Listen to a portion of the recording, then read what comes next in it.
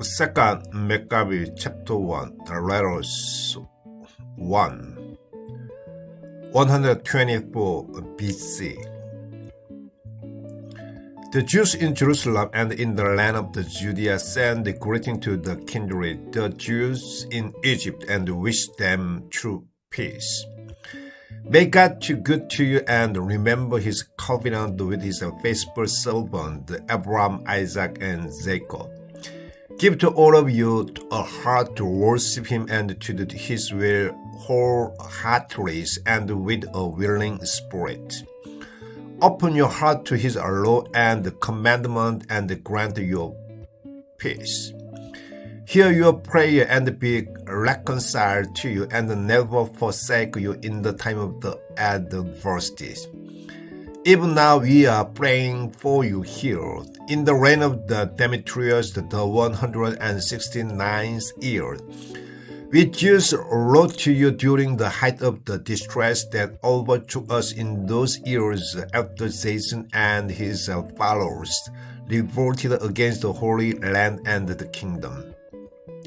Set fire to the gatehouse and shed innocent blood, but we prayed to the Lord, and our prayer was heard. We offered sacrifice and fine flour. We lighted the lamp and set out a loaf of the bread. We are now reminding you to celebrate the Feast of the Booths in the month of the Nab, dated in the 188th years. Letters to 164 BC. The people of Jerusalem and Judea, the Senate and Judah send greeting and good wish to the Aristobulus, teacher of the king, Ptolemy, and member of the family of the anointed priest, and to the Jews in Egypt. Since we have been saved by God from grave dangers, we give him great thanks as befit those foughts against the king. For it was God who drove out those who fought against the holy cities. When their leader arrived in Persia with his seemingly irresistible army, they were cut to pieces in the temple of the goddess Narnia through a deceitful stratagem employed by Narnia priest. On the pretext of the marrying the goddess, Antiochus with his friend had come to the place to get its great treasure as a dowry. When the priest of the Narnia temple had displayed the treasure and Antiochus with a few attendants had come inside the wall of the temple precinct, the priest locked the temple as soon as he entered. Then they opened the hidden trapdoor in the ceiling, and the rolling stone at the reader and his companions struck them down. They dismembered the bodies, cut off their head, and tossed them to people outside. Forever blessed be our God, who has thus punished the empires. Since we shall be celebrating the purification of the temple on the 25th day of the month Kislev, we thought it right to inform you that you too may celebrate the Feast of the Booths and of the Fire that appears when Nehemiah, the rebuilder of the temple and the altar, offered sacrifice. For when our ancestors were being led into captivity in Persia, devout priest at the time took some of the fire from the altar and hid it secretly in the hollow of the dry cistern, making sure that praise would be unknown to anyone. Many years later, when it is so praised God, Nehemiah, commissioned by the king of the Persia, sent the descendant of the priest who had hidden the fire to look for it. When they informed us that they could not find any fire but only a thick wick, he ordered them to scoop some out and bring it after the material for the sacrifice had been prepared. Nehemiah ordered the priest to sprinkle the wood and what lay on it with the liquid. This was done, and when at length the sun, which had been clouded over, began to shine, a great fire blazed up so that everyone marveled. While the sacrifice was being burned, the priest recited a prayer, and all present joined in with them. Jonathan read, and the rest responded with Nehemiah. The prayer was as follows: Lord God, creator of all things, awesome and strong, just and merciful, the only King and benefactors, who alone are gracious, just, almighty, and eternal, Israel's Savior from all evil, who chose our ancestors and sanctified them. Accept this sacrifice on behalf of all your people, Israel, and guard sanctify your portions. Gather together our scattered people, free those who are slaves among the Gentiles, look kindly on those who are despised and detested, and let the Gentiles know that you are our God. Punish those who lord it over us and in their arrogance oppress us. Plant your people in your holy place, as Moses said. Then the priests sang hymns. After the sacrifice was consumed, Nehemiah ordered the rest of the liquid to be poured upon large stones. As soon as this was done, a flame blazed up, but its light was lost in the brilliance coming from the altars. When the event became known, and the king of the Persians was told that in the very place where the exiled priest had hidden the fire, a liquid was found with which the Nehemiah and his people had burned the sacrifice. The king, after verifying the fact, fenced the place up and declared it sacred. To those whom the king favors, he distributed many benefit he received. Nehemiah and his companion called the liquid naphtars, meaning purification, but most people named it naphtha. Second Maccabees chapter 2. In the record it will be found that Jeremiah the prophet ordered the deportees to take some of the fire with them as indicated, but also that the prophet, in giving them a law, admonished them not to forget the commandment of the Lord or be led astray in their thoughts when seeing the gold and silver idol and their ornaments. Without similar words, he exhorted them that the law should not depart from their hearts. The same document also tells how the prophet, in virtue of the oracle, ordered that the tent and the ark should accompany him, and how he went to the very mountain that Moses climbed to behold God's inheritance. When Jeremiah arrived there, he found the chamber in cave in which he put the tent, the ark, and the altar of the incense. Then he sealed the entrance.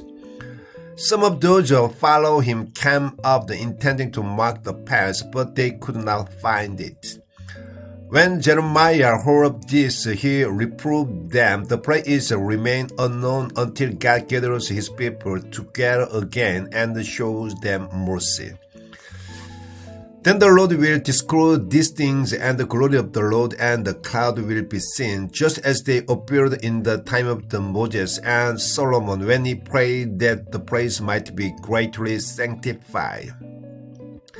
It is also related how Solomon in his wisdom offered a sacrifice for the dedication and the completion of the temples.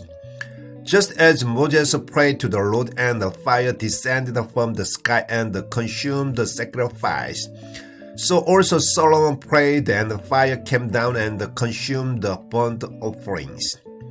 Moses had said because it had not been eaten, the purification offering was consumed. Solomon also celebrated the feast in the same way for 8 days. These same things are also told in the record and in Nehemiah memoirs, as well as how he found the river and collected the book about the kings and the prophet, the book of the David and the royal letters about the votive offerings. In like manner, Judah also collected for us all the books that had been scattered because of the war, and we now have them in our possession. If you need them, send a messenger to get them for you. As you are about to celebrate the purification you are writing, you should celebrate the feast days. It is God who has saved all his people and has restored to all of them their inheritance, the kingdom, the priesthood, and the sacred rights. As he promised through the law, for we hope in God that he will soon have mercy on us and gather us together from everywhere under the heavens to his holy place. For he has rescued us from great perils and has purified the place. This is the story of the Judah's Maccabees and his brothers, a purification of the great temples, the dedication of the altars, the campaign against Antiochus Epiphanes and his son Eupator, and of the heavenly manifestations according to the heroes who fought bravely for the Jewish peoples. Few as they were, they plundered the whole land, put to flight the barbarians' hordes, regained possession of the temple, renowned throughout the world, and liberated the city. They re-established the laws that were in danger of being abolished, while the Lord favored them with every kindness. All this detailed digression of the ceremony in 5 volumes we will try to condense into a single book. For in view of the flood of the data and the difficulties encountered given such abundant materials by those who wish to plunge into account of the history, we have aimed to praise those who prefer simply to lead, to make it easier for the studios who wish to commit things to memories, and to the helpful to all. For us who have undertaken the labor of making this digest, the task far from being easy is one of the sweat and of the sleepless night. Just so the preparation of the festive banquet is no right matter for one who seeks to give enjoyment to others. Similarly, to win the gratitude of the many, we will gradually endure this labor, leaving the responsibility for exact detail for the historian and confining our effort to presenting only a summary outline. As the architect of the new house must pay attention to whole structure, while the one who undertakes the decoration and the free course has to be concerned only with what is needed for the ornamentation. So I think it is with us. To enter into question and examine them for all sides and to be busy about details is the task of the historians. But one who is making adaptation should be allowed to aim at the breadth of the expression and to forego complete treatment of the matter. Here then, let us begin our account without adding to what has already been said. It would be silly to lengthen to preface to the history and then cut short the history itself. Second Maccabees chapter 3, Herodotus' arrival in Jerusalem. While the holy city lived in perfect peace and the laws were strictly observed because of the piety of the high priest Onias and his hatred of evil, the king themselves honored the place and glorified the temple with the most magnificent gift. Thus Seleucus, king of Asia, defrayed from his own revenues all the expenses necessary for the ritual of the sacrifice. But a certain Simon of the priestly clan of the Bilga, who had been appointed the superintendent of the temple, had a quarrel with the high priest about the administration of the city market. Since he could not prevail against Onias, the UN to the Apollonius of the Tarsus, who at that time were governor of the Coele-Syria and the Phoenicia. And the report to him that treasury in Jerusalem was full of such untold riches, and the sum total of the asset was past counting, and that since they did not belong to the account of the sacrifice, it would be possible for them to fall under authority of the king. When Apollonius had an audience with the king, he informed him about the riches that had been reported to him. The king chose his chief minister, Heliodorus, and sent him with the instruction to seize those riches. So Heliodorus immediately set out on his journey, ostensibly to visit the city of the Coele-Syria and Phoenicia, but in reality to carry out the king's purpose. When he arrived in Jerusalem and had been graciously received by the high priest of the city, he told him about the information that had been given, and explained the reason for his presence, and he inquired if these things were really true. The high priest explained that there were deposits for widows and orphans, and some was the prophet of the Canos, son of the Tobias, a man who occupied a very high position, contrary to the misrepresentation of the empire's Simons. The total amounted only to 400 talents of the silver and 200 of the gold. It was utterly unthinkable to defraud those who had placed their trust in the sanctity of the place and in the sacred inviolability of a temple venerated all over the world. Heliodorus planned to rob the temples. But Heliodorus, because of the orders he had from the king, said that in any case this money must be confiscated for royal treasuries. So on the day he had said he went in to take any inventory of the funds, there was no little anguish throughout the city.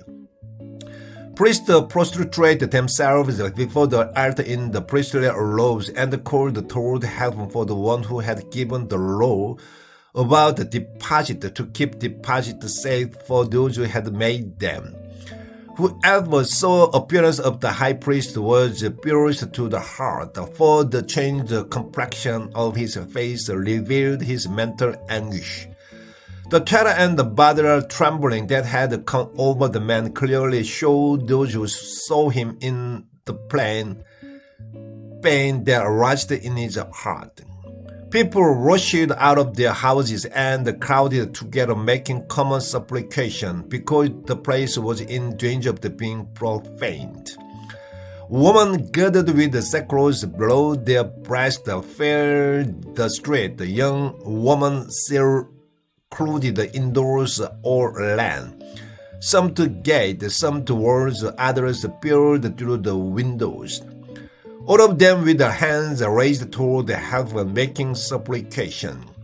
It is pitiful to see the populace prostrate everywhere and the high priest full of dread and anguish. While they are imploring the Almighty Lord to keep the deposit safe and secure for those who had placed them in trust, Heliodorus went on with his plan. God protect the temples. But just as Heliodorus was arriving at the treasury with the bodyguards, the Lord of the Spirit and the authority produced an apparition so great that those who had been bold enough to accompany Heliodorus were panic-stricken at God's power and fainted away in terror. There appeared to them richly a caparisoned horse mounted by a fearsome rider. Charging furiously, the horse attacked Heliodorus with its front hooves. The rider was seen wearing golden armor. The two other young men, remarkably strong, strikingly handsome, and splendidly attired, appeared before him. Standing on each side of him, they flogged him unceasingly, inflicting innumerable blows. Suddenly he fell to the ground, enveloped in great darkness. His men picked him up and laid him on a stretcher. They carried away helpless the man who a moment before he had entered their treasury under arms with a great retinue and his whole bodyguard. They clearly recognized the sovereign power of the God, the restoration and the testimony of the Heliodorus. As Heliodorus lay speechless because of the God action and deprived of any hope of the recovery, the people praised the Lord who had marvelously glorified his own praise, and the temple, charged so shortly before with fear and commotion, was filled with joy and gladness now that the Almighty Lord had appeared. Quickly some of the companions of the Heliodorus begged Onias to call upon the Most High to spare the life of the one who was about to breathe his last.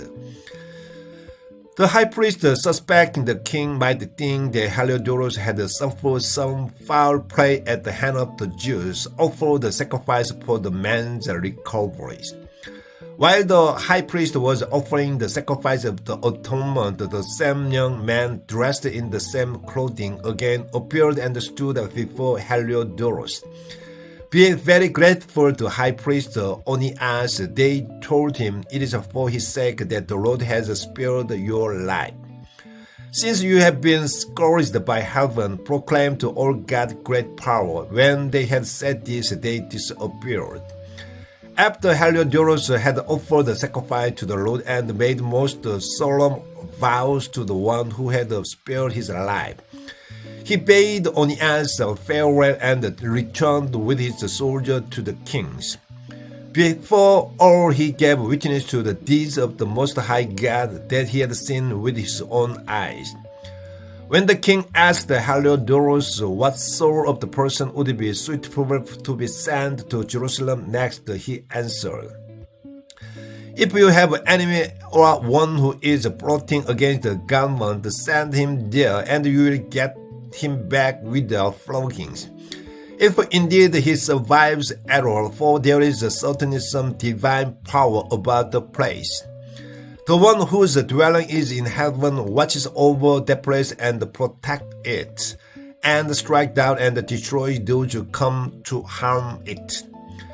This is how the matters concerning Heliodorus and the preservation of the treasury turned out. 2 Maccabees chapter 4. Simon accused Onias. The Simon mentioned above as the informer about the funds against his own country slandered Onias as the one who incited Heliodorus and instigated the whole miserable affair. He dared to brand as a schemer against the governor the man who was the benefactor of the city, the protector of his compatriot, and the zealous defender of the laws. When Simon's hostility reached such a pitch that murders were being committed by one of his henchmen, Onias saw that opposition was serious and that Apollonius, son of the Menethus, the governor of the Coelesyria and Phoenicia, was abetting Simon's wickedness. So he had recourse to the king not as an accuser of the compatriots, but as one looking to the general and the particular good of all the peoples. He saw that without royal attention it would be impossible to have a peaceful government, and that Simon would not desist from his follies, Jason as high priest. But Seleucus died, and when Antiochus, surnamed Epiphanes, succeeded him on the throne, Onias' brother Jason obtained the high priesthood by corrupt means. In an interview, he promised the king 360 talents of the silver as well as 8 talents from another source of the income. Besides this, he would undertake to pay 150 more if he was given authority to establish a gymnasium as a youth center for it and to enroll Jerusalemites as a citizen of the Antioch. When Jason received the king's approval and came into the office, he immediately initiated his compatriot into the Greek way of life. He set aside the royal concession granted to the Jews through the meditation of John, father of the Eupolemus. The Eupolemus who would later go on the embassy to the Romans to establish a friendship and alliance with them.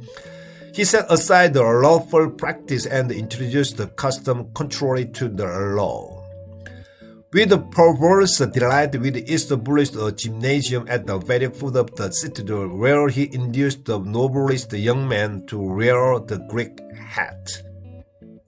The craze for the Hellenism and the adoption of the foreign custom reached such a pitch through the outrageous wickedness of the Jason, the renegade and the whole would-be high priest, that the priest no longer cared about the service of the altar, disdaining the temple and neglecting the sacrifice. They hastened at a signal for the games to take part in the unlawful exercise at the arenas. What their ancestors had regarded as honors they despised, what the Greeks esteemed as glory they prized highly. For this reason, they found themselves in serious trouble. The very people whose manner of life they emulated, and whom they desired to imitate in everything, became their enemy and oppressors. It is no light matter to flout the law of the God, as subsequent events will show. When the annual games were held at Tyre in the presence of the king, the violation sent the representative of the Antiochians of the Jerusalem to bring 300 silver drachmas for sacrifice to the Hercules. But the bearers themselves decided that money should not be spent on sacrifice, as that was not right, but should be used for some other purpose. So the contribution meant for sacrifice to Hercules by the sender was in fact applied to the construction of the three laments by those who brought it. When Apollonius, son of the Menethus, was sent to Egypt for the coronation of the king of Philomelos, Antiochus learned from him that the king was opposed to his policies. He took a measure for his own security, so after going to Joppa, he proceeded to Jerusalem. There he was received with great pomp by Jason and the people of the city, who escorted him with the torchlight and acclamations. Following this, he led his army into Phoenicia. Menelaus as high priest. 3 years later, Jason sent Menelaus, brother of the aforementioned Simon, to deliver his money to the king and to complete the negotiation on urgent matters. But after his introduction to the king, he flattered him with such an air of the authority that he secured the high priesthood for himself, outbidding Jason by 300 talents of the silver. He returned with the royal commission, but with nothing that made him worthy of the high priesthood. He had the temper of the cruel tyrant and the rage of the wild beast. So Jason, who had treated his own brother and now saw himself treated by another man, was driven out as a fugitive to the country of the Ammonites. But Menelaus, who obtained the office, paid nothing of the money he had promised to the king. In spite of the demand of the Sosistratos, the commander of the citadel, whose duty it was to collect the taxes. For this reason, Bose was summoned before the king. Menelaus allowed his brother Lysimachus as his deputy in the high priesthood, while Sosistratos allowed Cretas, commander of the Cypriot, brother of the Onias. While these things was taking place, the people of the Tarsus and the Malos rose in revolt, because their city had been given as a gift of the Antiochus, the king's concubine. So the king hastened the order to settle the affair, leaving Andronicus, one of his nobles, as his deputy. Menelaus, for his part, thinking this a good opportunity, stole some gold vessels from the temple and presented them to the Andronicus. He had already sold other vessels in Tyre and in the neighboring cities. When Onias had clear evidence, he accused Menelaus publicly. After withdrawing to the inviolable sanctuary at Daphne, near Antioch.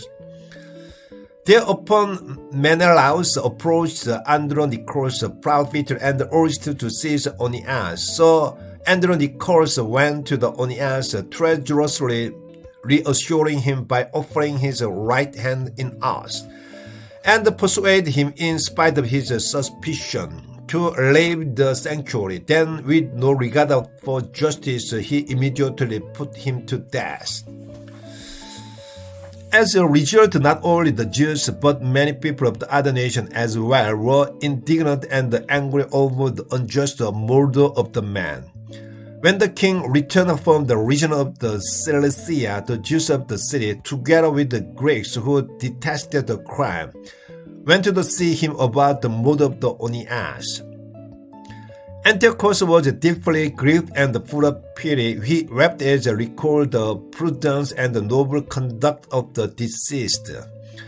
Inflamed with anger, he immediately stripped the Antiochus of his people's love, tore off his garment, and had him led through the whole city to the very place where he had committed the outrage against Onias. And there he put the murderer to death. Thus the Lord rendered him to the punishment he deserved. More outrages. Many acts of the sacrilege had been committed by the Lysimachus in the city with the connivance of the Melanians. When word spread, the people assembled in the protest against Lysimachus because a large number of the golden vessels had been stolen. As a crowd, now thoroughly enraged, began to riot, Lysimachus launched an unjustified attack against them with about 300,000 armed men under the leadership of the certain Ouranos, a man as advanced in folly as he was in years. Seeing Lysimachus attack, people picked up stones, a piece of the wood, and a handful of the ashes lying there, and threw them in the wild confusion at Lysimachus and his men. As a result, they wounded many of them and even killed a few. While they put all to the flight, the temple robber himself they killed near the treasuries. Charges about this affair were brought against Menelaus. When the king came to Tyre, 3 men sent by Senate pleaded the case before him. But Menelaus, seeing himself on the losing side, promised Ptolemy, son of Dorymenes, a substantial sum of the money if he would win the king over.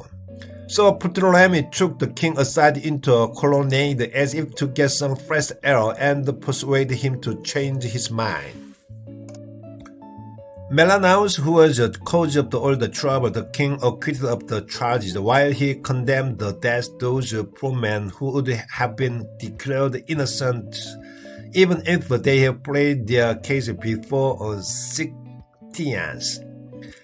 Thus those who had prosecuted the case on behalf of the city, the people, and the sacred vessel quickly suffered unjust punishment.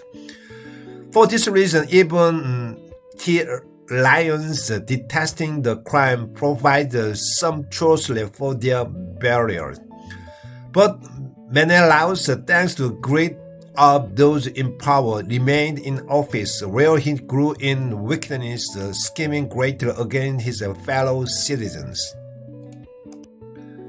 2 Maccabees chapter 5, Jason revolt. About this time, Antiochus sent his second expedition into Egypt.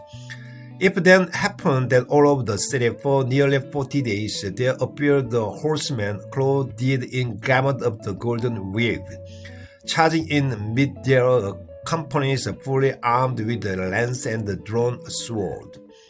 Squadron of the cavalry in the battle array charge and counter-charge on this side, and that with the brandished shield and the bristling spears, flight of the arrows, and the flash of the gold ornament, together with the armor of every sort. Therefore all prayed that this vision might be a good omen. But when the first rumor circulated that Antiochus was dead, Jason gathered at the least a sound man and suddenly attacked the city. As the defender on the walls were forced back and the city was finally being taken, Menelaus took refuge in the citadels. For his part, Jason continued the merciless slaughter of his fellow citizens, not realizing that triumph over one's own kindred is the greatest calamities. He thought he was winning the victory over his enemies, not over his own peoples. Even so, he did not gain control of the government, but in the end received only disgrace for his treacheries, and once again took refuge in the country of the Ammonites. At length he met the miserable and called to the account before Aratas, ruler of the Arabians. He fled from city to the city, hunted by all, hated as apostate from the laws, abhorred as executioner of his county and his compatriot, driven into Egypt. He set out by sea for the Lacedaemonians, among whom he hoped to find protection because of his relation with them. He who had exiled so many from their country perished in exile, and he who had cast out so many to lie unburied went unmourned and without the funeral of any kind, nor any place in the tomb of his ancestors. Revenge by Antiochus. When these happenings were reported to the king, he saw that Judea was in revolt. Raging like a wild animal, he set out from Egypt and took Jerusalem by storm. He ordered his soldiers to cut down without mercy those whom they met and to slay those who took refuge in their houses. There was a massacre of young and old, a killing of the women and children, a slaughter of the young men and the infants. In the space of the 3 days, 8,000 were lost, 40,000 meeting of violent deaths, and the same number being sold into slavery. Not satisfied with this, the king dared to enter the holiest temple in the world. Menelaus that traced both to the laws and to his country served as guide. He laid his impure hands on the sacred vessel and swept up with the profane hands the votive offering made by other kings for the advancement, the glory, and the honor of the place. Antiochus became forfeit up in spirit, not realizing that it was because of the sins of the city of the inhabitants that the sovereign Lord was angry for a little while, hence the disregard of the place. If they had not become entangled in so many sins, this man like that Helodoros sent by King Seleucus to inspect the treasury would have been flogged and turned back from his presumptuous act as soon as he approached. The Lord, however, had not chosen the nation for the sake of the place, but the place for the sake of the nation. Therefore, the place itself, having shared in the nation's misfortunes, afterward participation in their good fortune, and what the Almighty had forsaken in rest was restored in all its glory, once the great sovereign Lord became reconciled. Antiochus carried off 1,800 talents from the temple and hurried back to the Antioch, thinking in his arrogance that he could make the land navigable and the sea passable on foot. So carried away was he with pride. He left the governors to harass the nation at Jerusalem, Philip, Phrygian by birth, and in character more barbarous than the man who appointed him. At Mountain Gerizim, Andronicus, beside these Menelaus, who lorded over his fellow citizens more than the others, out of hatred for the Jewish citizens. The king sent Apollonius, commander of the Mysians, at the head of the army of the 22,000, with orders to kill all the ground men and sell the women and the children into slavery. When this man arrived in Jerusalem, he pretended to be peacefully disposed and waited until the holy day of the Sabbath. Then, finding the Jews refraining from work, he ordered his men to parade fully armed.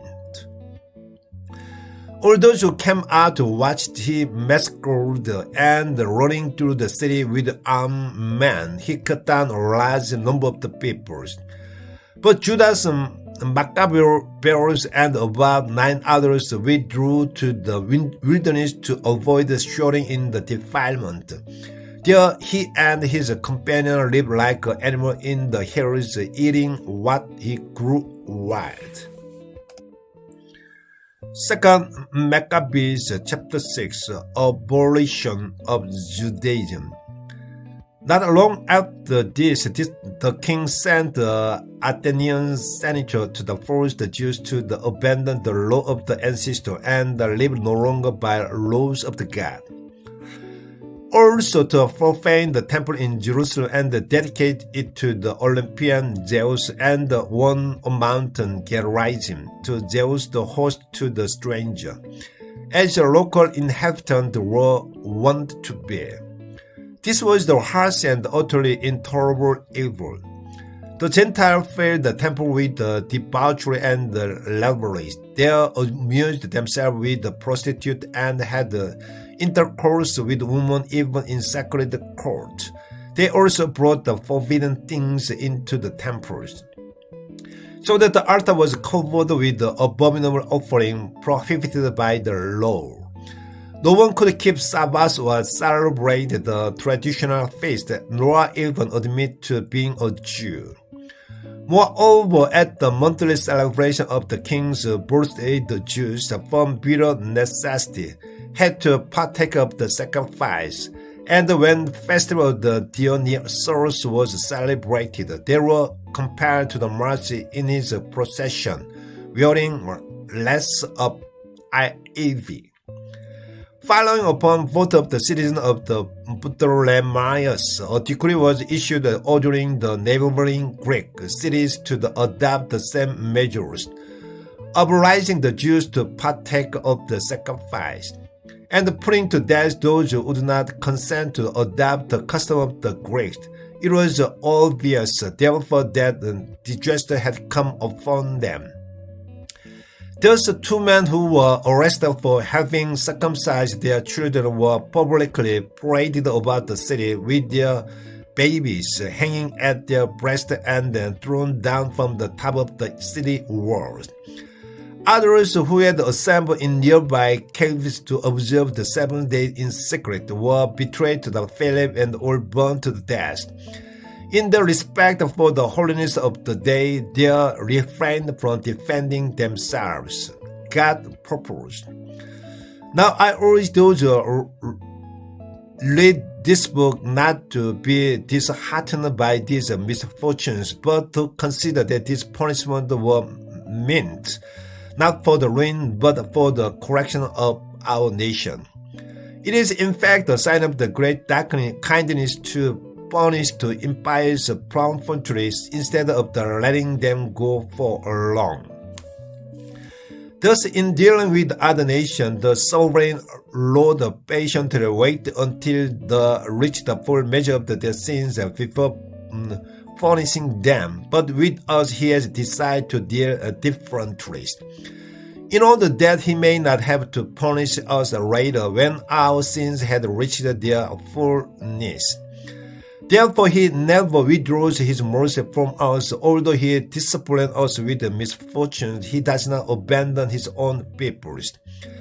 Let these words suffice for recalling these truths. Without further ado, we must go on with our stories. Martyrdom of Elijah. Elijah, one of the foremost scribes, a man advanced in age of the noble appearance, was being forced to open his mouth to eat pork. But preferring a glorious death to a life of the defilement, he went forward of his own accord to the instrument of torture, spitting out the meat as they should do who have the courage to reject food unlawful to test even for love of life. Those in charge of their unlawful sacrifice took the man aside because of their long acquaintance with him, and privately urged him to bring his own provision that he could legitimately eat, and only to pretend to eat the sacrificial meat prescribed by the king. Thus he would escape death and be treated kindly because of his old friendship with them. But he made up his mind in noble manner, worthy of his years, a dignity of his advanced age, the merited distinction of his great hero, and of the admirable life he had lived from childhood. Above all, loyal to holy laws given by God, he swiftly declared, "Send me to Hades." At our age, it would be unbecoming to make such a pretense. Many of the young would think the 90-year-old Elijah had gone over to alien religion. If I disassembled to gain brief moment of life, they would be led astray by me, while I would bring defilement and dishonor on my old age. Even if for the time being I avoid human punishment, I shall never, whether alive or dead, escape the hand of the Almighty. Therefore, by bravely giving up life now, I will prove myself worthy of my old age. And I will live to the young a noble example of how to die willingly and nobly for the revered and holy laws. He spoke thus and went immediately to the instruction of tortures. Those who shortly before had been kindly disposed now became hostile toward him because what he had said seemed to them utter madness. When he was about to die under blows, he groaned, saying, "The Lord in his holy knowledge knows full well that although I could have escaped death, I am not only enduring terrible pain in my body from this scourging, but also suffering with joy in my soul because of my devotion to him." This is how he died, living in his death a model of the nobility and the unforgettable example of the virtue, not only for young men, but for the whole nation. Second Maccabees chapter 7. Martyrdom of the mother and her 7 sons. It also happened that 7 brothers with their mother were arrested and tortured with whips and scourged by the king to force them to eat pork in violation of the God law. One of the brothers, speaking for the other, said, "What do you expect to learn by questioning us? We are ready to die rather than transgress the law of our ancestors." At that king in the fury gave orders to have pans and cauldrons heated. These were quickly heated, and he gave the order to cut out the tongue of the one who had spoken for the others, to scarf him and cut off his hand and feet, while the rest of his brother and his mother looked on. When he was completely maimed but still breathing, the king ordered them to carry him to the fire and fry him. As a cloud of the smoke spread from the pan, the brothers and their mothers encouraged one another to die nobly with these words. The Lord God is looking on and truly has compassion on us all, as Moses declared in his song, when he openly bore witness, saying, "And God will have compassion on his servant." After the first brother had died in this manner, they brought the second to be made sport out, after tearing up the skin and the hair of his head. They asked him, "Will you eat the pork rather than have your body tortured limb by limb?" Answering in the range of his ancestors, he said, "Never." So he in turn suffered the same tortures as the first. With his last breath, he said, "You accursed friend, you are depriving us of the present life, but the King of the universe will raise up to the live again forever, because we are dying for his laws."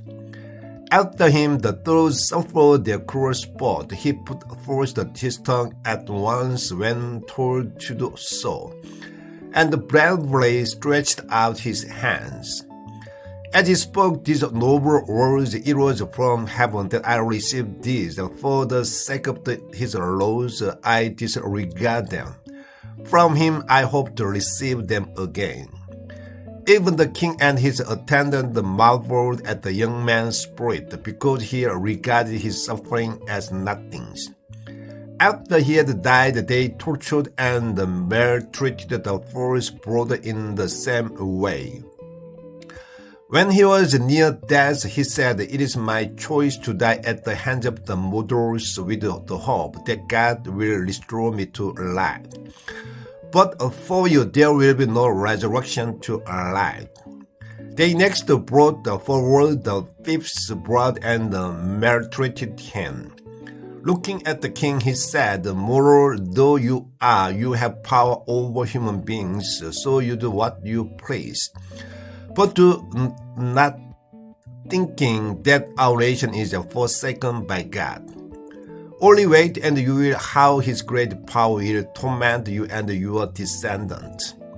After him, they brought the sixth brother. When he was about to die, he said, "Have no vain illusions. We suffer these things on our own account, because we have sinned against our God. That is why such shocking things. Only wait, and you will see how his great power will torment you and your descendants." After him, they brought the sixth brother. When he was about to die, he said, "Have no vain illusion. We suffer these things on our own account, because we have sinned against our God. That is why such shocking things have happened. Do not think then that you will go unpunished for having dared to fight against God. Most admired and worthy of the everlasting remembrance was the mother who, seeing her 7 sons perish in a single day, bore it courageously because of her hope in the Lord. Filled with the noble spirit that stirred her womanly reason with manly emotion, she exhorted each of them in the ranks of their ancestors with these words: "I do not know how you came to be in my wombs. It was not I who gave you breath and life, nor was it I who arranged the element you are made of. Therefore, since it was the creator of the universe who shaped the beginning of the humankind and brought about the origin of the everything, he, in his mercy, will give you back both breath and life, because you disregard yourselves for the sake of his law." Antiochus, suspecting insult in her words, thought he was being ridiculed. As the youngest brother was still alive, the king appeared to him, not with mere words, but with the promise on earth, to make him rich and happy if he would abandon his ancestral customs. He would make him his friend and entrust him with a high office.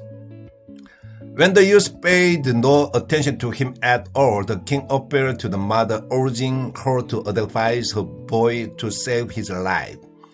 After he had urged her for a long time, she agreed to persuade her son. She leaned over close to him and, in derision of the cruel tyrant, said in their native language, "Son, have pity on me who carried you in my womb for 9 months. Nursed you for 3 years, brought you up, educated and supported you to your present age. I beg you, child, to look at the heavens and the earth and see all that is in them. Then you will know that God did not make them out of existing things. In the same way, humankind came into existence. Do not be afraid of these executioners, but be worthy of your blood and accept death, so that in the time of the mercy I will receive you again with your brothers." She had scarcely finished speaking when the youth said, "What is the delay? I will not obey the king's command. I obey the command of the Lord given to our ancestors through Moses. But you who have conceived every kind of the evil for the Hebrews will not escape the hands of the God. We indeed are suffering because of our sins, though for a little while our living Lord has been angry, correcting and chastising us. He will again be reconciled with his servant. But you wretched, most vile of the mortals, do not in your insolence buoy yourself up with unfounded hope as you raise your hand against the children of the heaven. You have not yet escaped the judgment of the Almighty and all-seeing God. Our brother, after enduring brief pains, have drunk up the never-failing life under God's covenant, but you by judgment of God shall receive just the punishment for your arrogance. Like my brothers, I offer up my body and my life for our ancestral laws, imploring God to show mercy soon to our nation, and by affliction and blows to make you confess that He alone is God. Through me and my brothers, may there be an end to the wrath of the Almighty that has justly fallen on our whole nation." At that, the king became enraged and treated him even worse than the others, since he bitterly resented the boy's contempt. Thus he too died undefiled, putting all his trust in the Lord. Last of all, after her sons, the mother was put to death. Enough has been said about the sacrificial meals and the excessive cruelties.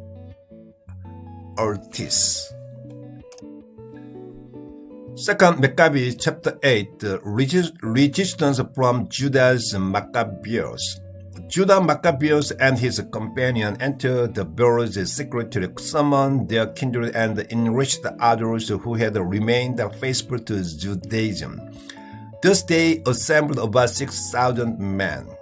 They implored the Lord to look kindly upon these people who were being oppressed by all, to have pity on the sanctuary which was profaned by renegades, to have mercy on the city which was being destroyed and was about to level to the ground, to listen to the blood that cried out to him, to remember the criminal slaughter of the innocent children and the blasphemies uttered against his name, and to manifest his hatred of evil. Once Maccabees got his men organized, the Gentiles could not withstand him, for the Lord's wrath had not changed to mercy. Coming by surprise upon towns and villages, he set them on fire. He captured a strategic position and put to flight not a few of the enemies. He preferred the night as being especially favorable for such attacks. Soon talk of his valor spread everywhere. First victory over Nicanors. When Philip saw that Judah was gaining ground little by little and that his successful advance was becoming more frequent, he wrote to the Ptolemy, governor of the Syria and the Phoenicia, to come to aid of the king's interests. Ptolemy promptly selected Nicanor, son of the Patroclus, one of the chief friends, and sent him at the head of the at least 20,000 armed men of the various nations to wipe out the entire Jewish nation. With him, he associated Gorgias, a general experienced in the art of the war. Nicanor planned to raise 2,000 talents of the tribute owed by the king to the Romans by the selling captured Jews into slavery. So he immediately sent the word to the coastal cities, inviting them to buy Jewish slaves and promising to deliver 90 slaves for a talent. Little anticipating the punishment that was fall upon him from the Almighty. When Judas learned of the Nicanor's advance and informed his companion about the approach of the army, those who were fearful and those who lacked faith in God's justice deserted and got away. But the others sold everything they had left and at the same time entreated the Lord to deliver those whom the ungodly Nicanor had sold before even capturing them. They entreated the Lord to do this, if not for their sake, at least for the sake of the covenant made with their ancestors, and because they themselves invoked his holy and glorious name. Maccabees assembled his forces 6,000 strong and exhorted them not to be panic-stricken before the enemy, nor to fear the very large number of the Gentiles unjustly attacking them, but to fight nobly. They were to keep before their eyes the lawless outrage perpetrated by the Gentiles against the holy place and the affliction of the humiliated city, as well as the subversion of their ancestral way of life. He said they trust in weapons and act of the daring, but we trust in Almighty God, who can by mere note destroy not only those who attack us, but even the whole world. He went on to tell them of the times when help had been given their ancestors, both the time of the Sennacheribs, when 185,000 of his men perished, and the time of the battle in Babylonia against the Galatians, when only 8,000 Jews fought along with the 4,000 Macedonians. When the Macedonians were hard-pressed, the 8,000 by the help they received from the heaven destroyed 120,000 and took a great quantity of spoils. With these words, he encouraged them and made them ready to die for their laws and their country. Then Judas divided his army into four, placing his brothers Simon, Joseph, and Jonathan each over a division, assigning them 1,500 men apiece. There was also Eliza, after reading to them from the holy book and giving them to the watchwords. The help of God, Judas himself took charge of the first division and joined in battle with the Nicanors. With the Almighty as their ally, they killed more than 9,000 of the enemy, wounded and disabled a great part of the Nicanor's army, and put all of them to the flight. They also seized the money for those who had come to buy them as slaves. When they had pursued the enemy for some time, they were obliged to return by reason of the late hours. It was day before the Sabbath, and for that reason they could not continue the pursuit.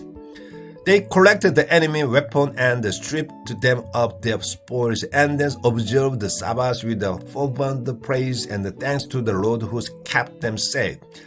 For that day on which he allotted them the beginning of his mercy. After the Sabbath, they gave a share of the spoil to those who were tortured and to the widows and the orphans.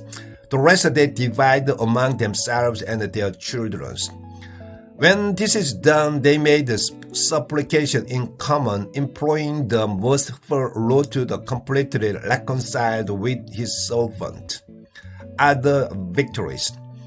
They also challenged the forces of Timothy and Bacchides, killed more than 20,000 of them. They captured some very high fortresses.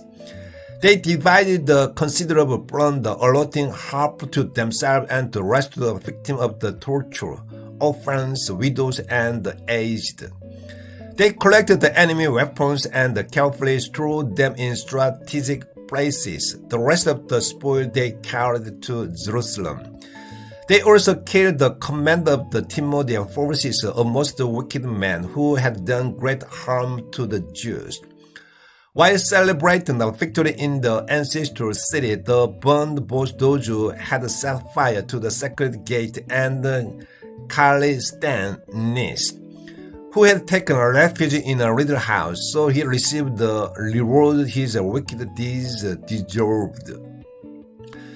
They thrice accursed Nicanor, who had brought the 1,000 slave dealers to buy the Jews. After being humbled through the Lord half-by those whom he had thought of the no account, laid aside his fine clothes and fled alone across country like a runaway slave. Until he reached Antioch, he was eminently successful in destroying his own army. So he who had promised to provide tribute for the Romans by the capture of the people of Jerusalem proclaimed that the Jews had a champion, and that because they followed the laws laid down by him, they were unharmed.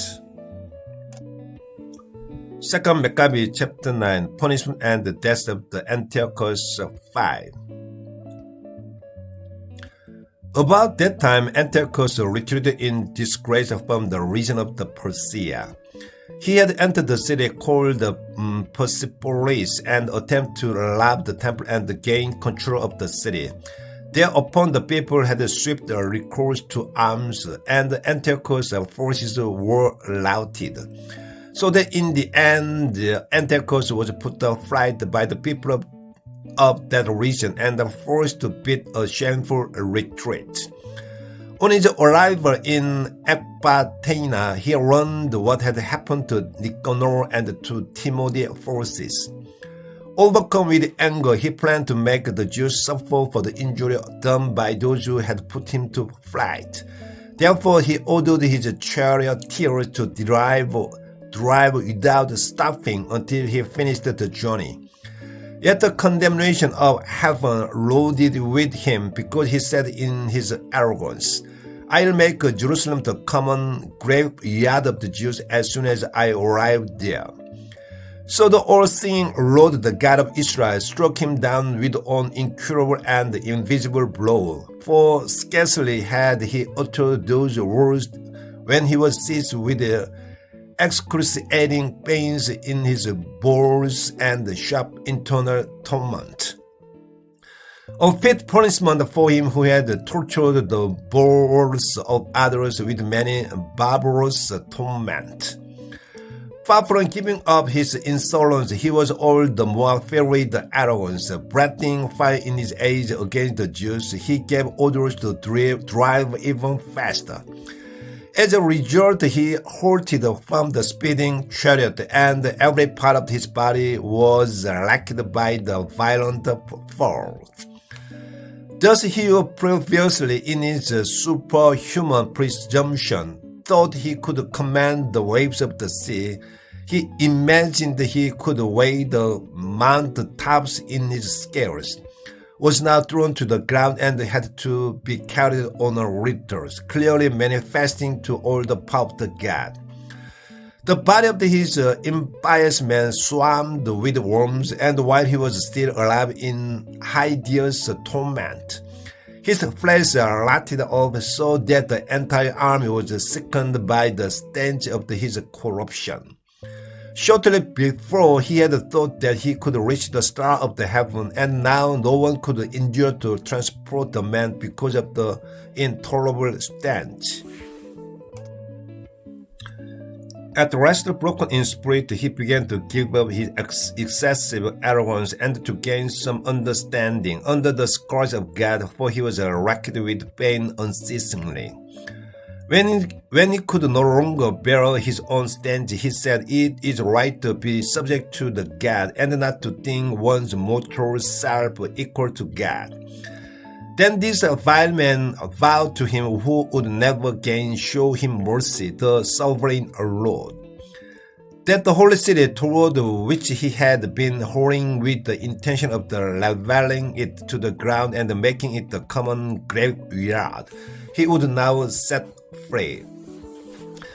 That the Jews whom had judged not even worthy of the burial, but fit only to be thrown out with their children to be eaten by vultures and wild animals, all of them he would make equal to Athenians. But he would adorn with the finest offering the holy temple which he had previously despoiled, restore all the sacred vessels many times over, and provide from his own revenues the expenses required for the sacrifice. Besides all this, he would become a Jew himself and visit every inhabited place to proclaim there the power of the God. But since his suffering was not lessened, for God's just judgment had come upon him, he lost hope for himself and wrote to the following letters to the Jews in the form of the supplication.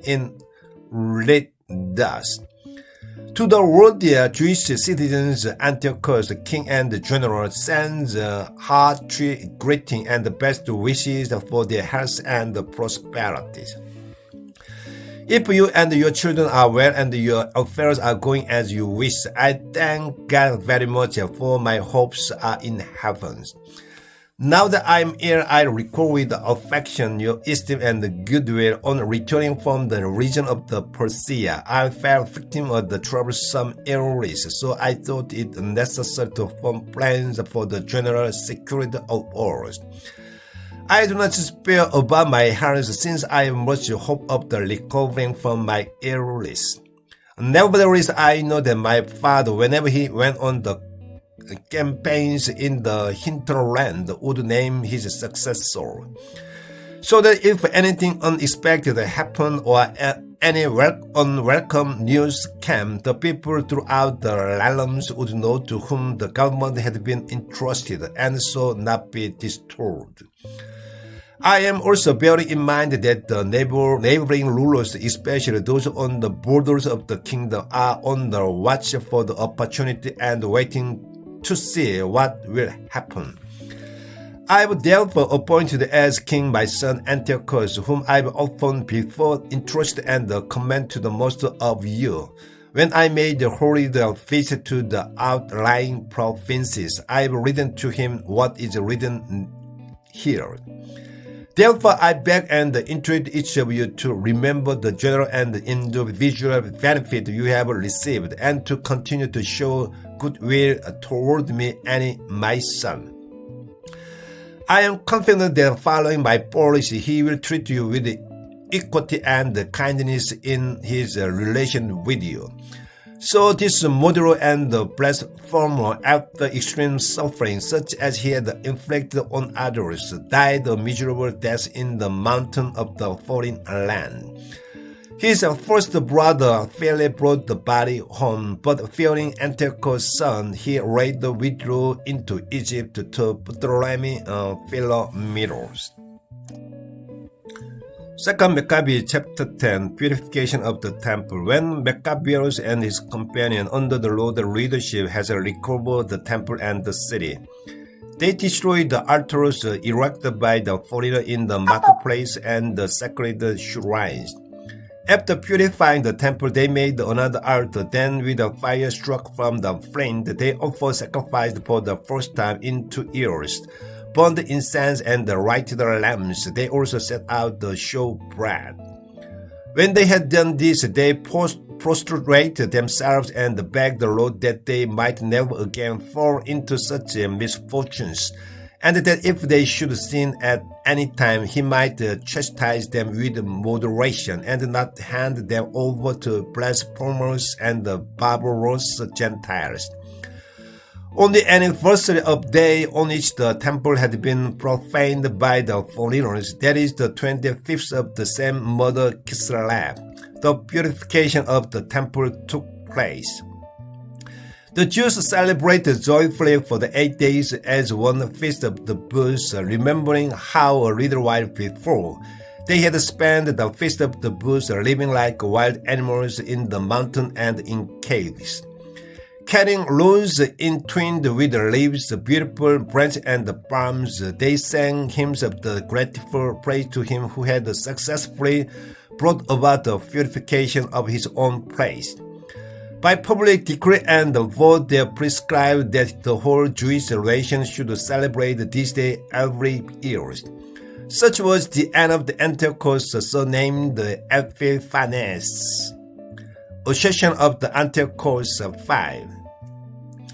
Now we shall relate what happened under Antiochus Eupator, the son of that gathered man, and shall give a summary of the chief evils caused by the wars.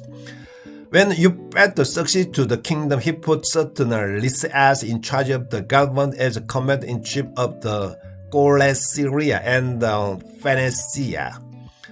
Ptolemy called Macron had taken the lead in treating the Jews fairly because of the previous injustice that had been done them, and he endeavored to have a peaceful relation with them.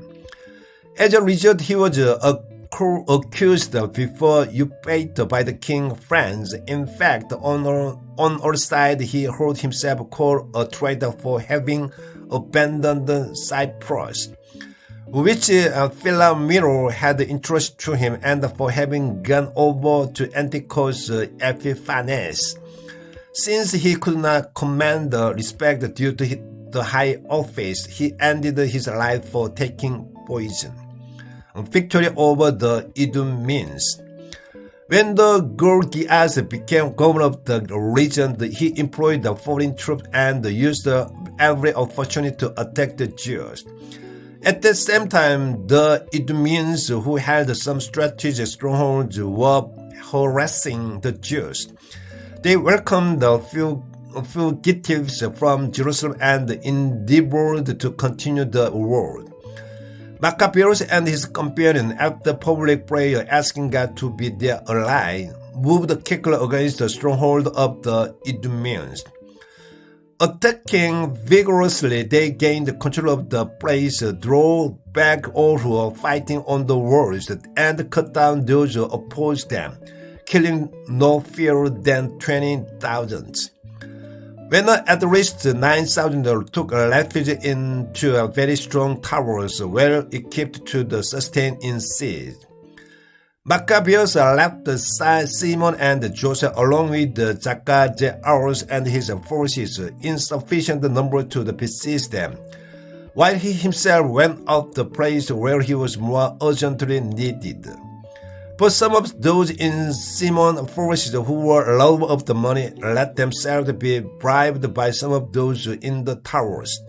On receiving 70,000 drachmas, they allowed a number of them to escape. When Maccabeus was told what had happened, he assembled the ruler of the people and accused those men of having sold their kindred for money by setting their enemies free to fight against them. So he put them to death as traitors and without delay captured the two towers. As he was successful at arms in all his undertaking, he destroyed more than 20,000 in the two strongholds. Victory over Timothy. Timothy, who had previously been defeated by the Jews, gathered a tremendous force of foreign troops and collected a large number of the cavalry from Asia. Then he appeared in Judea, ready to conquer it by force. At his approach, Maccabeus and his companion made supplication to God, sprinkling oils upon their heads and girding their loins in sackcloth. Lying prostrated at the foot of the altar, they begged him to be gracious to them and to be an enemy to their enemies and a foe to their foes, as the Lord declares. After the prayer, they took up their weapons and advanced a considerable distance from the city, halting when they were close to the enemy. As soon as dawn broke, the army joined the battle, the one having a pledge of the success and the victory, not only their valor but also their reliance on the Lord, and the other taking fury as their leader in the fight. In the midst of the fierce battle, there appeared to the enemy 5 majestic men from the heavens, riding on the golden bridled horses, leading the Jews. They surrounded Maccabees and shielding him with their own armor, kept him from being wounded. They shot arrows and hurled the thunderbolt at the enemy, who were bewildered and blinded, routed in utter confusion. 20,500 of their foot soldiers and 600 cavalry were slain. Timothy, however, fled to the well-fortified stronghold called Gazara, where Charlias was in command. For 4 days, Maccabees and his forces eagerly besieged the fortress. Those inside, relying on the strength of the place, kept repeating outrageous blasphemies and uttering abominable words. When the 5th day dawned, the 20 young men in the army of the Maccabees, angered over such blasphemies, bravely stormed the wall and with savage fury cut down everyone they encountered. Similarly, others climbed up and swung around on the defenders. They put the towers to the torch, spread the fire and burned the blasphemies alive. Still others broke down the gate and let in the rest of the troops, who took possession of the city. Similarly, others climbed up and swung around on the defenders. They put the towers to the torch, spread the fire and burned the blasphemers alive. Still others broke down the gate and let in the rest of the troops, who took possession of the city. Timothy had hidden in the cistern, but they killed him along with his brother Charlias and Apolophanes. On completing this exploit, they blessed with hymns of the grateful praise the Lord, who showed great kindness to Israel and granted them victories. In 2 Maccabees chapter 11, defeat of the Lysias. Very soon afterward, Lysias, guardian and the kinsman of the king and the head of the government, being greatly displeased at what had happened, mustered about 8,000 infantry and all his cavalry and marched against the Jews. His plan was to make their city a Greek settlement, to levy tribute on the temple as he did on the shrine of the other nation, and to put high priesthood out for sale every year. He did not take God's power into account at all, but felt exultant confidence in his myriads of foot soldiers, his thousands of cavalry, and his 80 elephants. So he invaded Judea. When he reached the Beth-Jur, a fortified place about 5 stadia from Jerusalem, launched a strong attack against it. When Maccabeus and his companion learned that Lysias was besieging the strongholds, they and all the people begged the Lord with lamentation and tears to send a good angel to save Israel. Maccabeus himself was the first to take up arms, and he exhorted the others to join him in risking their life to help their kindred. Then they resolutely set out together. Suddenly, while they were still near Jerusalem, a horseman appeared at their head, clothed in white garment and brandishing gold weapons. Then all of them together thanked the merciful God, and their hearts were filled with such courage that they were ready to assault not only human beings, but even the most savage beasts, or even walls of the irons. Now that the Lord had shown mercy toward them, they advanced in battle with the aid of their heavenly allies. Hurling themselves upon the enemy like lions, they laid low 11,000 foot soldiers and 1,600 cavalry, and put all the rest to flight. Most of those who survived were wounded and disarmed, while Lysias himself escaped only by shameful flight. Peace negotiation. But Lysias was not a stupid man. He reflected on the defeat he had suffered and came to realize that Hebrews were invincible because the mighty God was their ally. He therefore sent a message, persuading them to settle everything on just terms and promising to persuade the king also and to induce him to become their friends. Maccabees solicitors for the common good agreed to all that Lysias proposed, and the king granted to the behalf of the Jews all the written requests of the Maccabees to Lysias. These are the terms of the letter which Lysias wrote to the Jews. Lysias sent a greeting to the Jewish people. John and Absalom, your envoys, have presented your signed communication and asked about the matters contained in it. Whatever had to refer to the king, I called his attention, and the things that were acceptable he has granted. If you maintain your loyalty to the government, I'll endeavor to further your interest in the future. On the detail of this matter, I have authorized my representatives as well as your envoys to confer with you. Farewell the 148 years, the 24th of this Corinthians.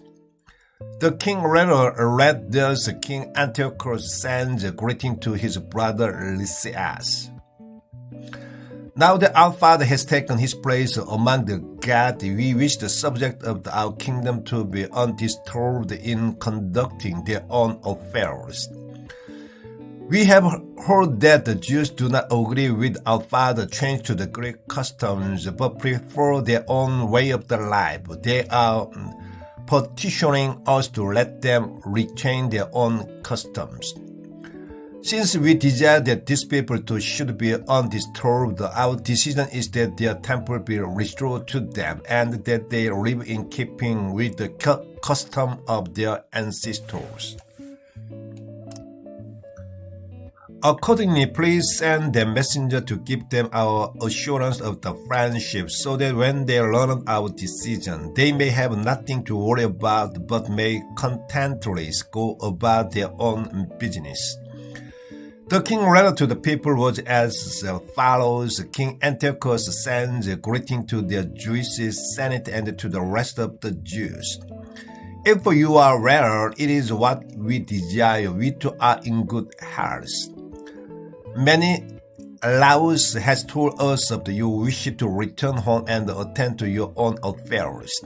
Therefore, those who return by the 30th of the Janticus will have our assurance of the full permission to observe their dietary and other laws just as before, and none of the Jews shall be molested in any way for faults committed through ignorance. I have also sent Menelaus to reassure you. Farewell in the 148 years, the 15th of the Janticus. The Romans also sent them a letter as follows: Quinticus, Mamurus, and Titus Minors, legate of the Romans, send a greeting to the Jewish people. What Lysias, kinsman of the king, has granted you, we also approve. But for the matter that he decides should be submitted to the king, send someone to us immediately with your decision, so that we may present them to your advantage. For we are on our way to Antioch. Make haste then to send us those who can inform us of your preference. Farewell in the 148 years, the 15th Janticus. 2 Maccabees chapter 12. Incident at Joppa and Jamnia. After these agreements were made, Lysias returned to the king, and the Jews went about their farming. But some of local governor Timothy and Apollonius, son of the Geninaus, as also Hieronymus and Depophons, to say nothing of the Nicanor, the commander of the Cyprians, would not allow them to live in peace and quiet. Some people of the Joppa also committed his outrage. They invited the Jews who live among them, together with their wives and children, to embark on boat which they had provided. There was no hint of the enmity toward them. This was done by public vote of the city, when the Jews, wishing to live on friendly terms and not suspecting anything, accepted the invitation. The people of the Joppa took them out to sea and drowned at least 200 of them. As soon as Judas heard of the barbarous deed perpetrated against his compatriots, he summoned his men. And after calling upon God, the just judge, he marched against the murderers of his kindred. In a night attack, he set the harbor on fire, burned the boat, and put to the sword those who had taken refuge there. Because the gates of the town were shut, he withdrew, intending to come back later and wipe out the entire population of Joppa. On hearing that, the people of the Jamnia planned in the same way to wipe out the Jews who lived among them. He attacked the Jamnians by night, setting fire to the harbor and the fleet, so that the glow of the flames was visible as far as Jerusalem, 30 miles away. More victories by Judas. When the Jews had gone about a mile from there in the march against Timothy, they were attacked by the Arabians, numbering at least 5,000 foot soldiers and 500 cavalry. After a hard fight, Judah and his companion with God's help were victorious. The defeated nomads begged Judah to give a pledge of the friendship, and they promised to supply the Jews with livestock and to be of service to them in any other way. Realizing that they could indeed be useful in many respects, Judah agreed to make peace with them after the pledge of the friendship had been exchanged. The Arabians withdrew to their tents. He also attacked a certain city called Caspian, fortified with earthwork and walls, and inhabited by mixed population of the Gentiles. Relying on the strength of the walls and their supply of the provision, the besieged treated Judah and his men with contempt, insulting them and even uttering blasphemies and profanities. But Judah and his men invoked the aid of the great sovereign of the world, who in the day of the Joshua overthrew the Jericho without the battering ram or the siege engines. Then they furiously stormed the walls. Capturing the city by the will of the God, they inflicted such indescribable slaughter on it that the adjacent pool, which was about a quarter of the mile wide, seemed to be filled with the blood that flowed into it. When they had gone on some 19 miles, they reached the Charrex, where there was a certain Jews known as Tobias.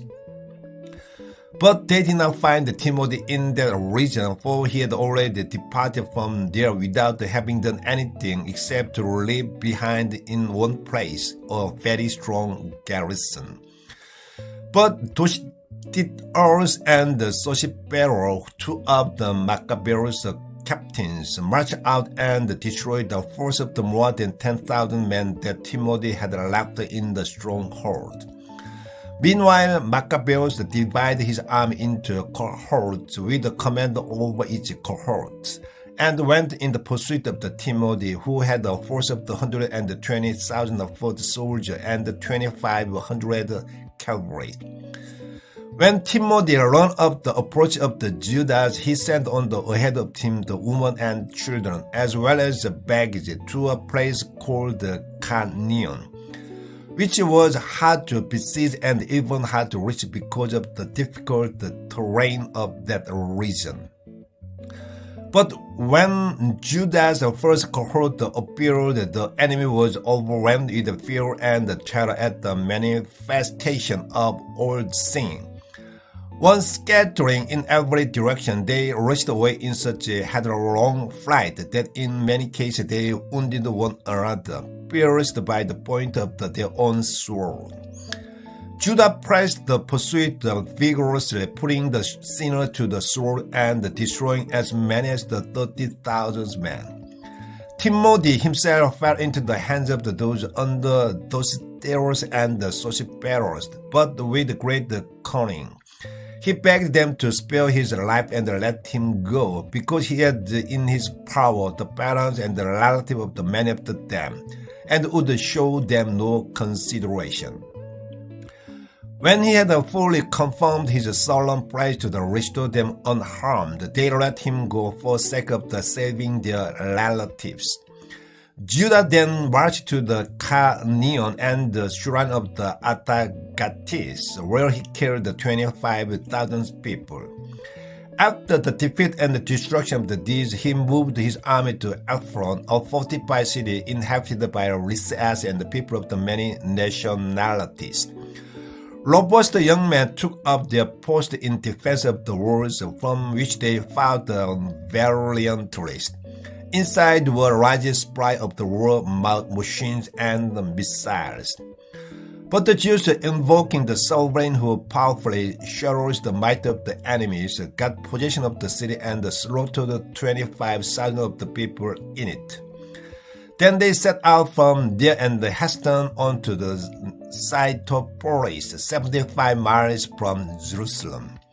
But when the Jews who lived there testified to the goodwill shown by the Cytopolitans and to their kind treatment even in the time of the adversity, Judas and his men thanked them and exhorted them to be well disposed to their nation in the future also. Finally, they arrived in Jerusalem shortly before the Feast of the Weeks. After this feast, also called the Pentecost, they lost no time in marching against Gorgias, governor of the Idumea, who opposed them with 3,000 foot soldiers and 400 cavalry. In the ensuing battle, a few of the Jews were slain. A man called Dositeus, a powerful horseman and one of the best men, caught hold of the Gorgias, grabbed his military cloak and dragged him along by brute strength, intending to capture the vile wretch alive. When a Thracian horseman attacked Dositeus and cut off his arm at the shoulder, then Gorgias fled to Marissa. After Esdras and his men had been fighting for a long time and were weary, Judas called upon the Lord to show himself their ally and leader in the battle. Then, raising a battle cry in his ancestral language and with hymns, he charged Gorgias' men when they were not expecting it and put them to flight. Expiation for the dead. Judas rallied his army and went to the city of the Adullam. As the seventh day was approaching, they purified themselves according to custom and kept the Sabbath there. On the following day, since the task had not become urgent, Judah and his companion went to gather up the body of the fallen and bury them with their kindred in their ancestral tombs. But under the tunic of each of the dead, they found the amulet sacred to the idol of the Zamnia, which the law forbids the Jews to rear. So it was clear to all that this was why these men had fallen. They all therefore praised the way of the Lord, the just judge who brings to light the things that are hidden. Turning to supplication, they prayed that the simple deed might be fully blotted out. The noble Judah exhorted the people to keep themselves free from sin, for they had seen with their own eyes what had happened because of the sin of those who had fallen. He then took a collection among all his soldiers, amounting to 1,000 silver drachmas, which he sent to Jerusalem to provide for expiatory sacrifice. In doing this, he acted in a very excellent and noble way, inasmuch as he had the resurrection in mind. For if he were not expecting the fallen to rise again, he would have been superfluous and foolish to pray for the dead. But if he did this with a view to the splendid reward that awaited those who had gone to rest in godliness, it was a holy and pious thought. Thus he made the atonement for the dead that they might be absolved from their sin. 2 Maccabees chapter 13, death of the Menelaus. In the 149th year, Judas and his men learned that Antiochus Eupator was invading Judea with a large force, and that with him was Lysias, his guardian, who was in charge of the government. They led a great army of the 110,000 foot soldiers, 5,300 cavalry, 22 elephants, and 300 chariots armed with scythes. Melanius also joined them, and with great duplicity kept urging Antiochus on, not for the welfare of his country, but in the hope of being established in office. But the king of the king aroused the anger of the Antiochus against the scoundrel. When the king was shown by Lysias that Menelaus was to blame for all the trouble, he ordered him to be taken to Beloia and executed there in the customary local method. There is at that place a tower 75 feet high, full of the ashes, with a circular ring sloping down steeply on all sides toward the ashes. Anyone guilty of the sacrilege or the notorious for certain other crime is brought up there and then hurled down to the destruction.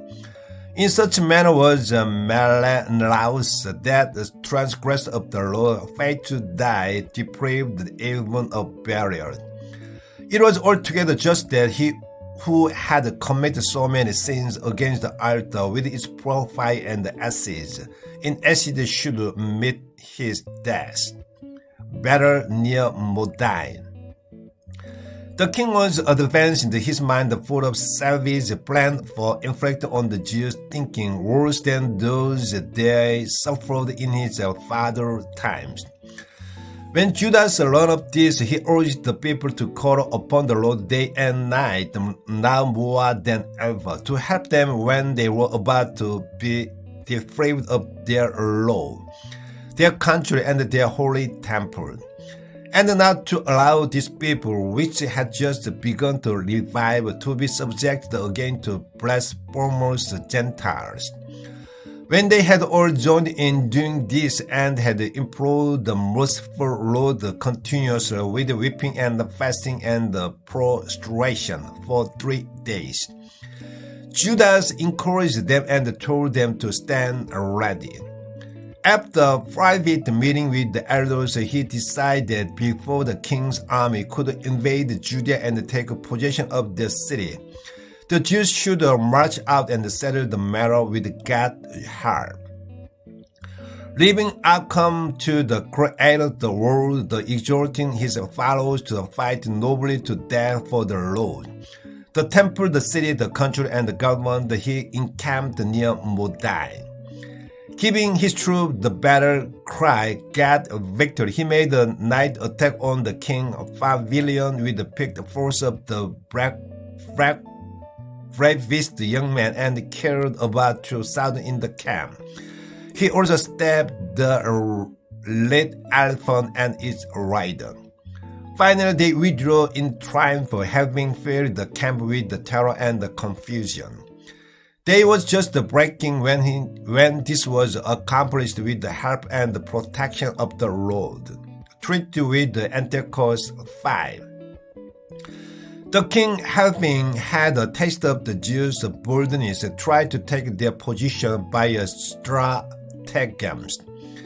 So he marched against the Bethel, a strong fortress of the Jews, but he was driven back, checked, and defeated. Judah sent supply to the men inside. But Lord Curse of the Jewish army betrayed the military secret to the enemy. He was found out, arrested, and imprisoned.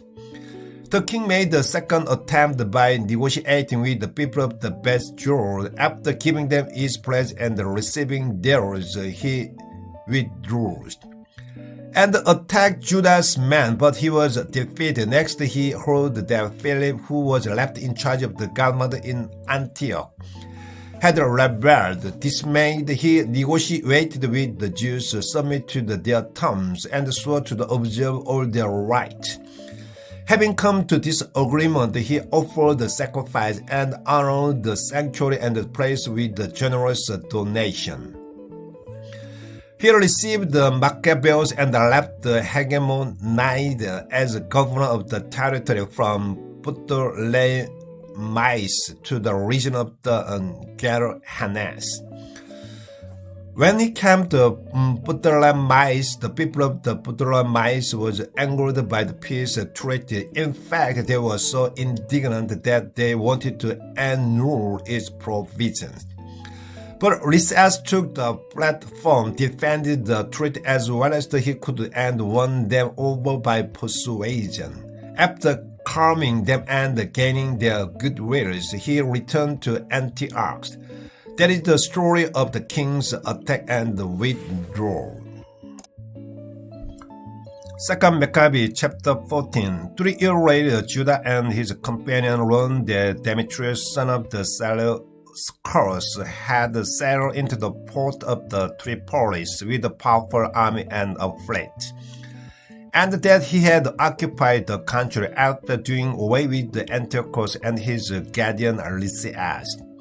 A certain Alcimus, a former high priest who had willfully incurred defilement before the time of the revolt, realized that there was no way for him to be safe and regain access to the holy altars.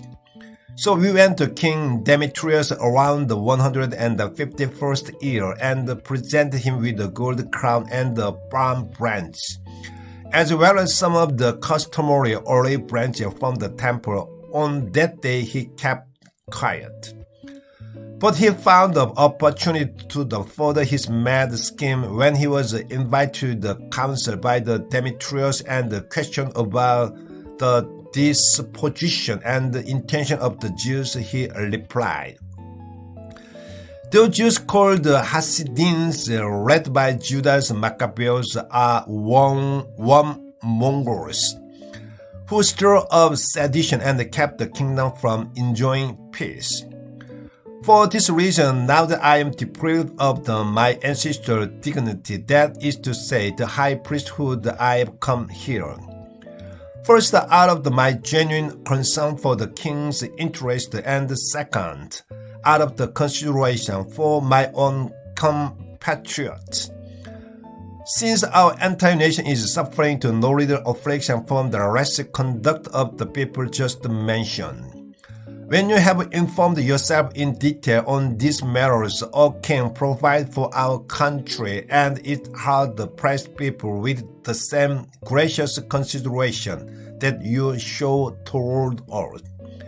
As long as Judas is around, it is impossible for government to enjoy peace."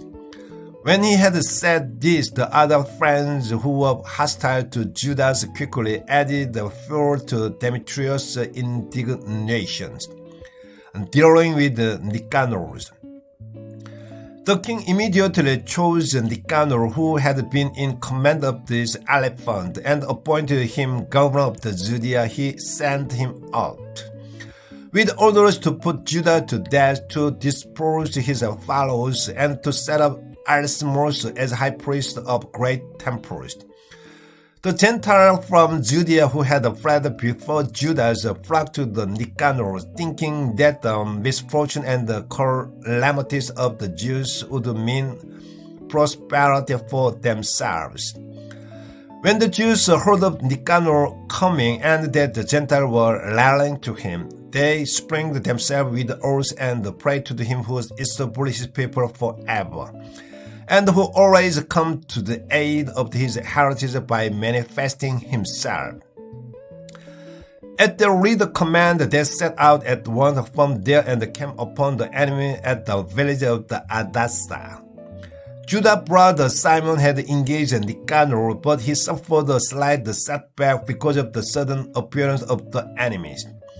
However, when Nicanor heard of the valor of Judah and his companions and the great courage with which they fought for their country, he shrank from deciding the issue by bloodshed. So he sent the Posidonians, Theodotus, and Mattathias to exchange praise of the friendship. After long discussion of the term, each reader communicated them to his troops, and when general agreement was expressed, they assented to their treaties. A day was set on which the reader would meet by themselves. From each side the chariot came forward, and the thrones were set in place. Judah had posted armed men in readiness at strategic point for fear that the enemy might suddenly commit some treacheries. But the conference was held in the proper way. Nicanor stayed on in Jerusalem, where he did nothing out of place. He disbanded the throng of the people who gathered around him. And he always kept Judah in his company, for he felt the affection for the man. He urged him to marry and have children, so Judah married and settled into an ordinary life. Nicanor's threat against Judah. When Artemus saw their mutual goodwill, he took the treaty that had been made, went to the Demetrius, and said that Nicanor was plotting against the government. For he had appointed Judas that conspired against the kingdom as his successor. Stirred by the villain slander, the king became enraged. He wrote to the Nicanor, stating that he was displeased with the treaty, and ordering him to send the Maccabees at once as a prisoner to Antioch. When this message reached Nicanor, he was dismayed and troubled at the thought of annulling his agreement with the man who had done no wrong. However, there was no way of opposing the king, so he watched for the opportunity to carry out the disorder by a stratagem. But Maccabees noticed fighting, but Nicanor was more harsh in his dealing with him and acting with the unaccustomed rudeness. When they met, concluded that this harshness was not a good sign. So he gathered together another few of his men and went into hiding from Nicanor. When Nicanor realized that he had been cleverly outwitted by the man, he went to the great and holy temples. At a time when the priests were offering the customary sacrifice, and ordered them to surrender Judas. As they declared on the oath that they did not know where the man they sought was. He stretched out his right arm toward the temple and swore the oath, "If you do not hand Judah over to me as a prisoner, I will level the shrine of the god to the ground. I will tear down the altar and erect here a splendid temple to Dionysus." With these words he went away. The priests stretched out their hands toward heaven, calling upon the unfailing defender of our nation in these words: "Lord of all, though you are in need of nothing, you are pleased to have a temple for your dwelling place among us. Therefore, Holy One, Lord of all holiness, preserve forever undefiled this house, which has been so recently purified." Martyrdom of Razis. A certain Razis, one of the elders of Jerusalem, was denounced to the Nicanor as a patriot. A man highly regarded, he was called father of the Jews because of his goodwill toward them. In the days before the revolt, he had been convicted of being a Jew, and he risked body and soul in his ardent zeal for Judaism. Nicanor, to show his disdain for the Jews, sent more than 500 soldiers to arrest him. He thought that by arresting that man, he would deal the Jews a hard blow. But when the troops on the point of capturing the tower were forcing the out gate and calling for the fire to set the door ablaze, Laziz, now caught on all sides, turned his sword against himself, preferring to die nobly rather than fall into the hands of the vile man and suffer outrage unworthy of his noble birth. In the excitement of the struggle, he failed to strike exactly, so while the troops rushed through the doors, he gallantly ran up to the top of the wall and courageously threw himself down into the crowd. But as they quickly drew back and left an opening, he fell into the middle of the empty space.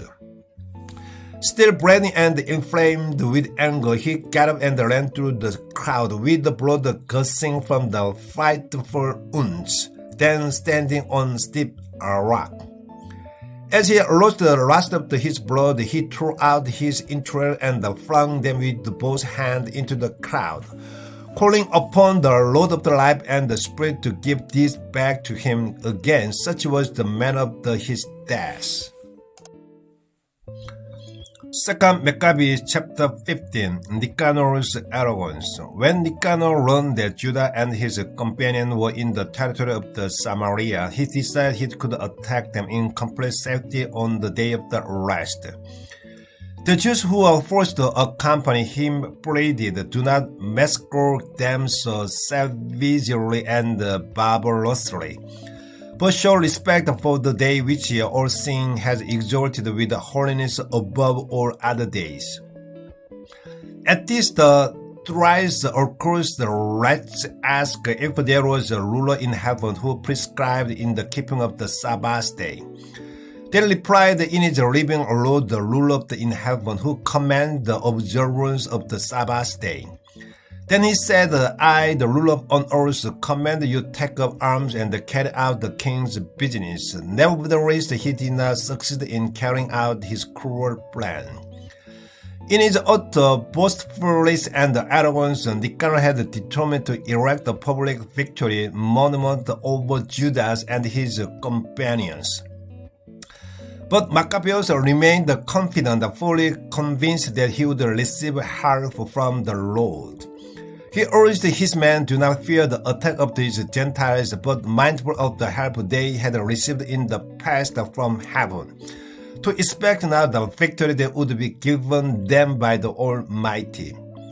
By encouraging them with words from the law and the prophet, and by reminding them of the battle they had already won, he filled them with a fresh enthusiasm. Having stirred up their courage, he gave his orders and pointed out at the same time the perfidy of the Gentile and their violation of the oath. When he had armed each of them, not so much with the security of the shield and the spear as with the encouragement of noble words, he cheered them all by relating a dream, a kind of the waking vision worthy of belief. What he saw was this: Onias, the former high priest, a noble and good man, modest in bearing, gentle in manner, distinguished in speech, and trained from childhood in all that belonged to excellence, was praying with outstretched arm for the whole Jewish communities. Then in the same way, another man appeared, distinguished by his white hair and dignity, and with an air of the wondrous and majestic authorities.